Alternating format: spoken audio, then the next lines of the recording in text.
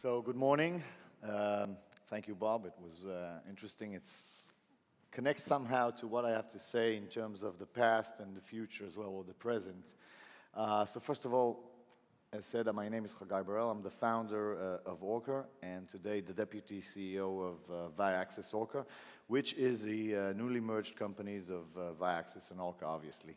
Viaccess mainly focusing in the past on content protection, and Orca on more user experience and engagement tools.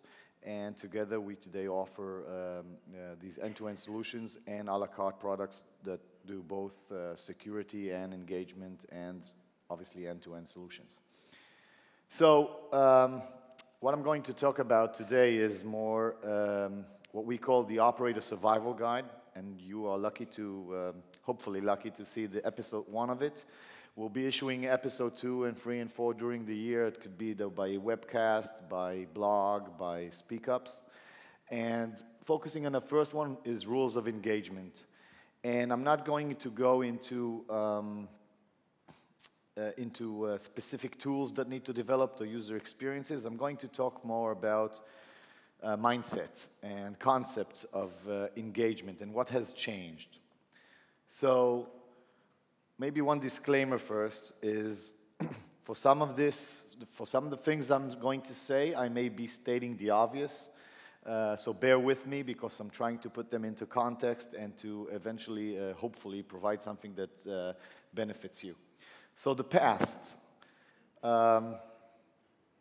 We remember people sitting in front of the television, seeing what people told them what to see, where they told them to see it, and when they told it to see it. I, as a kid, waited for a telephone line for 1 year.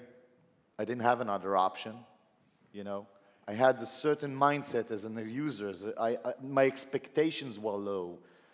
The way I consumed content was very limited, was very focused.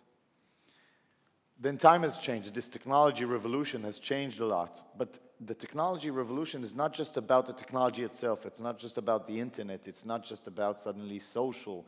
It's about what has this technology revolution done to the mindset of subscribers. How have we changed the subscribers because of this technology? So today we have people that are sitting in front of a TV and they are different. They have other expectations. They multitask. They expect answers now. They are more demanding. And this is the point, and this is the first part of the presentation, which I'm going to focus on, and just a few concepts of what has changed from a mindset perspective in terms of the users themselves. The first being, in general, the power to the people. The main thing that has changed is that the power, at least in our view, has shifted from the operators, from the industry, to the subscribers themselves. This technology revolution has given them options, has made everyone smarter, more expecting. You could even say, to some extent, spoiled. And they expect much more. First thing being, and I'm trying to take a lot of issues that do exist in the change of users and put them into a few concepts. The first is, I want it, and I want it now. And this is something that has changed. As I said, as a kid, I remember we had to wait 1 year for a telephone line. My mother's side is from the US, and I have family in the US. So growing up in Israel, I didn't have any, I liked football, but there was no way for me to watch football. And I got my friends to like football as well. And when I was 16 or 17, I started running like a booking within the friends of betting about the football. And most of the games are Sunday night, as most of you may know. And I remember I had to wait until Wednesday morning, go to a specific store in Tel Aviv to buy USA Today, which arrived the Monday night one, the Monday morning one. So 2 days after, and then I could see the results, and we would see who the winner. So I waited until Wednesday, and I was willing to wait until Wednesday to know the scores of NFL. Now I expect to use it through NFL Go or whatever it's called and see it in live. The second thing that has changed in us in terms of mindset is me, myself, and I. It's all about me today. Suddenly we are individuals that we expect to be treated as individuals. This has changed. I mean, maybe in the future, there were many me's, and we were viewed, and we didn't expect to be treated in a special way. Today, we have something to say. We want to express ourselves. We want to tell it to the world. We do it through social communication, we do it through blogs, we do it whatever. But I became someone, and my point of view and what I want and what I have to say should mean something and should get the right time and the right value for me as a person. But we're not alone. Yes, we are individual. Yes, we want to express ourselves. Yes, we want to be treated in an individual way. However, we are very social. Today, and this is one of the revolutions we have, we expect to be seen. We expect to be us, but we expect to also to communicate outside. We expect to touch our friends. We expect to, again, express ourselves, and and we want our community to hear it. We also expect to see what our community has to say about what we say, or in general, on anything. I'm trying just to make sure I see the counter correctly, so I don't mess up, but it's completely... I have no idea what the timing is, so... Sorry? Okay, cool. So I've got time. And this is very important because this is today mindsets of users, and this is true when they're driving the car, it's true when they're talking on the phone, it's true when they're tweeting, and it's true when they're watching television or consuming content. Another thing, and taking this, as I said, the personal, and this is going to be a problem for me, this word, so forgive me, but I am really, my marketing is challenging me here. I tried, this is the only thing I've been practicing on this keynote, but it's a combination of, me wanting to be personal, and on the other hand, wanting very much to be social, right? So I'm going to try and say it. I challenge all of you to quietly try and say it as well, but it goes something like, I need to concentrate, Persocialization. Yeah, first try. So in other words, not really the main issue of this slide, but it's both, we have to be satisfied both from a personal level and a social level. The next thing is excite me. I'm a sophisticated user. I can juggle 5 balls at a time. I can browse. I can tweet in parallel. I'm a different subscriber than I was 30 years ago. Excite me. I need excitement. I don't need a very boring service. I need excitement in life. And this is something, and again, I'm talking about mindsets. This could be true to any other technology or any other market.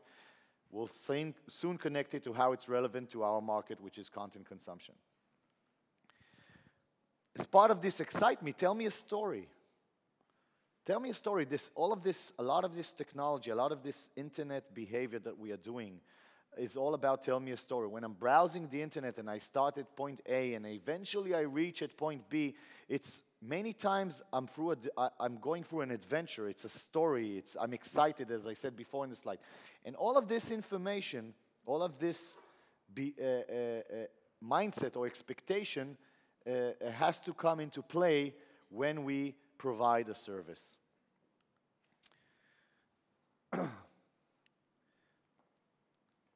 Everything is less linear. Everything is more contextual. It jumps. We jump between, so maybe the best way to examine, we don't want to follow the yellow brick road. We want doors to open whenever we want. We want to jump from one door to the other. We don't think in a linear way. And I'm not talking about linear broadcast. I agree that this is going to stay for some time now. And I'm not talking about that. I'm talking even consumption of VOD. If you put it in categories and categories and subcategories, that for me is a linear experience. We don't expect a linear experience. We expect a more contextual one. We expect to jump. We're sporadic. The way we think, the way we consume content. What we want at any different moment jumps and not in a linear way. So we expect people to provide us with a different way of engaging content, and hopefully I'll have 20 seconds to show you just a few screens about that. So here are just examples of screenshots of a service that could be a second screen service that the way to consume content is not through categories or not through a lineup, but through, I'm reading about Monet, or I saw a movie about Paris and Monet's mentioned, and I jump into Monet, and then I see a movie about Picasso and so on. It's not linear. So having said all that, the good news for the operators, and let's remember this whole keynote is about episode 1, which is rules and engagement for the survival operators, is that the good news is they need a tour guide. They want this, they want this, they want that, they want to jump, they want all of that. They still need the tour guide while going through this adventure, okay? And the operators and the operators don't have to be the traditional pay TV. Any video service provider, I'm not talking specifically about a cable operator or a telco operator. These video service providers, these operators, in my opinion, are the best position to get the job of the tour guide, okay? It's theirs to lose. I mean, they have the ball, and they're well positioned to get this tour guide. What they have to do is understand what has changed, what we discussed just before, what has changed in terms of the mindset of the people, of the subscribers. If they do this, if they adopt, if they are able to fulfill this mindset, then they'll be able to continue to be the tour guide, or in this case, own the subscribers. So a few points relating to what we said before, and what the tour guide needs to improve in order to keep his job or make sure he continues to be the tour guide. So there's a lot of concepts called less is more, KISS, and so on. The best I like is easy to play, hard to master. In this picture, we chose shooting marbles. I first heard about this sentence many years ago through my son, who plays, I don't know if you know, a game called World of Warcraft. Anyway, it's a game by Blizzard, one of the most successful games. And the interesting concept of what they build their game, which is also this sentence, is easy to play, hard to master. It means, and this is probably one of the biggest challenges I think a user experience has, it's the ability to, on one hand, create an easy experience for any user to consume content, and on the other hand, allow for advanced users, or users who want to be excited more, users who want to be told a story, users who want to drill down a bit more into the content and what's around it, the way to use the same system and still get the excitement that they expect. And I think it's very, very hard to achieve. For me, maybe the best example, and again, this is my view only, between Apple and Android is to some extent similar. So Apple obviously being less is more and very simple and very straightforward, but they don't have the hard to master, in how I view it. When you go to Android, on the other hand, you have a problem with the easy to play. I mean, to start with, when it comes out, it's much less, I mean, the operating system, the user experience on an Android phone is much less slick than an Apple one. But if you really go into it, if you're advanced, you can really create from this Android phone a crazy device, right, that really serves you well. But you have to be able to master it. And I think this is one of the main challenges operators have when they build the user experience, when they think of engagement with their users. The second thing is our subscribers, or the operator subscribers, how we view it, they have 80% of their questions, what they want. And I'm talking about content. I'm not now talking about all subjects. Content concept, when we're enjoying our service, when we are consuming content, we have many questions, whether it's during the movie, before the movie, after the movie. But what we see, what we believe in, is that 80% of these questions, who's the actor? Where did he play? Who's he married to? How many kids does he have? What happened if you watch Code Da Vinci, Da Vinci Code, sorry. Who are the Templars? Where's the Louvre? Or whatever. 80% of these questions can be answered with 20% of the data that's out there. But this data has to be packaged. This data has to be prepared. This data has to be served in a way that is that is enjoyable, exciting for the users to consume that content. Another point, and these are, again, screenshots of examples of the answers or the questions that I may have. Okay, so Owen Wilson, cool. Where's he from? Texas. Here's information about Texas. I can jump between, and I'll try and show you some of this stuff interactive if I have time. So, mom.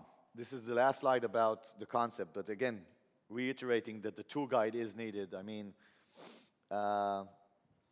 small joke. I mean, a kid goes, a kid, what he asks mainly is, what his mom hears from a kid is mainly, Mom, where's my clothes? Mom, where's my phone? Mom, where are my keys? Mom, when are you picking me up? And the dad, the main thing he hears from the kid is, Dad, where's mom? Right?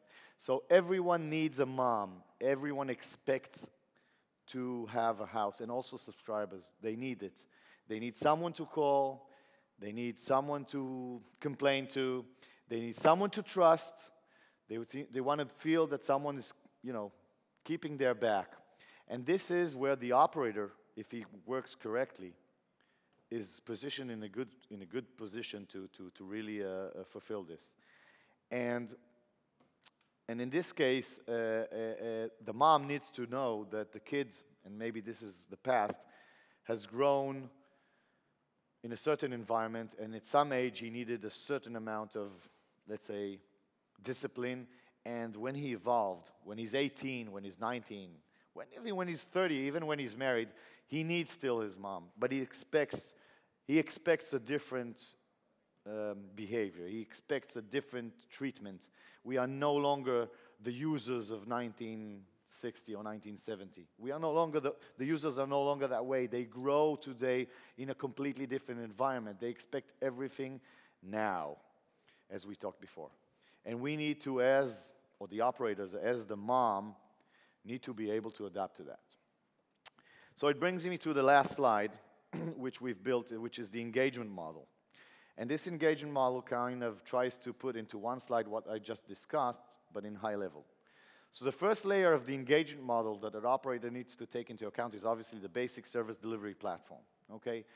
It's what most of the operators do today. It's the basic, the base of this model is providing the basic services, EPG, VOD, the ability to self-service, self-manage, many other stuff. And this, the only thing I may say about this service delivery platform, this SDP, is because of this evolving world, it's very, obviously it has to be scalable, but it has to be very open. It has to have the ability to adapt, to improvise when time changes, as there are changes every year, every few years, and need to adapt. You need to choose a SDP, a service delivery platform that allows you to do that. Second layer is personalization. And all of this connects to the slides I said before. You take this service delivery platform, you take this basic services, again, VOD, PVR, all the stuff that goes out today. The first thing you do is you personalize it to some extent to the users.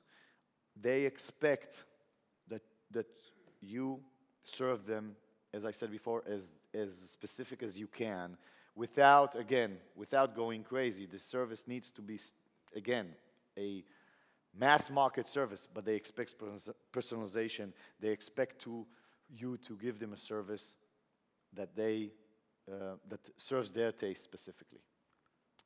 So, and as I said before, this has to have interaction with social as well. The third part of this model is enrichment, and this is maybe the next generation of user experience. So, okay, so we have VOD, and I can consume VOD whenever I want. Okay, I can even choose, when I open my service, it's even personalized to me. The movies that are presented to me are already to my acquired taste. They are already relevant to me much more than before. The next step is the excitement. We expect more. People today watching a movie suddenly say, let's say I'm a Comcast user. I'm sitting in front of Comcast, and I'm watching an HBO TV series or a movie. And I want to see, and I see this actor, and I said, yeah, where did he play? Where was it? What do? I pick up my phone or my tablet or my laptop, In the US, most people will go either to IMDb or Wikipedia. In this case, IMDb is owned by Amazon, another over-the-top service provider trying to position himself. So Comcast, to some extent, is opening a window for the subscriber to run away. The enrichment is the 80-20 we talked about before. The enrichment is the next generation of metadata. It's cognitive exploration, and it's full engagement. It's not just personalization and consuming VOD or looking for it. It's a full package. You take all of these three together, and you've got the engagement model. But it's not perfect yet. You have to make sure, first of all, it's multi-screen. Okay, so the core service is what we discuss. And the next layer is multi-screen. It has to be available on all devices. And the last layer is protection. You have to first protect your business, protect your content, but also protect the user's experience, confidentiality. He has given trust to you. He has put he has put his data, his personal discovery, the paths he takes in your hands. You have to keep that information confidential. You have to not abuse this, and you have to make sure no one hacks it and just shows on the web 2 weeks later what you watch and when you watch it. So this is for me, the summary of the engagement model. And before I finish, I think we have a short video. Before we play it, this video was done 2 years ago, so it's not that up to date. It's built as a trailer to a movie. But, and it's not including yet maybe a bit of the engagement I just talked about, or the enrichment, the last part. As I said, it's 2 years ago, but I think we are in a show called TV Connect, so I like to finish by showing a video. It's a 1-minute video, just a trailer, give you a feeling of what could be the future of users and how they consume content. So I hope you enjoy it, and feel free to come to our booth downstairs. We have a full engagement solution there on the second screen to show you, which fulfills this engagement model. So let's just watch the movie for a second. A revolution starts with a spark. It slowly spreads all over. Suddenly, you realize it is here. And it's like nothing you've experienced before. Because from now on, your TV is all around you. Personalized discovery, social recommendations, gifts to friends, secured access from any device.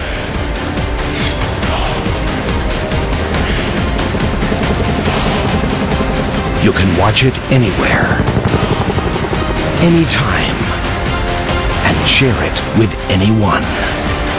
Are you ready to get personal? Starting today, your TV is all around you. Secured, personalized TV everywhere. Available now.